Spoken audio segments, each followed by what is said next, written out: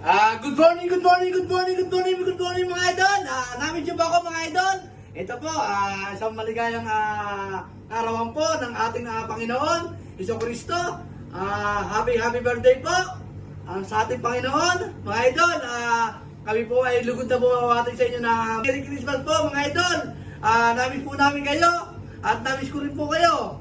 Mga idol, kami po ay lubos na nagpapasalamat, lalo na po sa aming mga lugod na mga suki. Salamat po sa pagtangkilik po nyo sa tinapay ni Kuya Pip.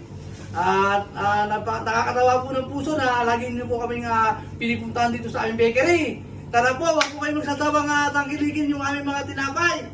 Lalo na po yung aming pinagmamalaking sikat na sikat po kay Kuya Pip. Walang iba po ang malunggay pandesal ni Kuya Pip. Dito lang po, sige Kuya Pip nyo matatagpo sa UAE. Ang sikat na pandesal ni Kuya Pip. Talaga pong napakasarap at napaka-healthy. Kaya mga idol, maraming po salamat sa inyo lahat. At huwag po kayo magsasawang tangkilikin po nyo tinapay ni Kuya Pip. At saka nga po lang po yung mga followers po namin ng YouTube channel po namin na Mangusya Cafeteria. Yung pong malugod po namin pinasasalamatan kayong lahat sa pagpalo po nyo sa amin. Maraming po salamat. Ang mga sukay po namin dito, huwag po sana kayo magsasawa na puntahan niyo po lagi kami dito sa Kuya Pip Bakery.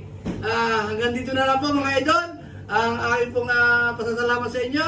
Ang staff po at ang buong pamilya po ni Kuya Pip ay lubos po nagpapasalamat sa inyo lahat sa pagtangkilik po nyo sa aming mga paninda. Sana po, tangkilikin po natin yung sarili natin mga idol. Hanggang dito na lang po mga idol.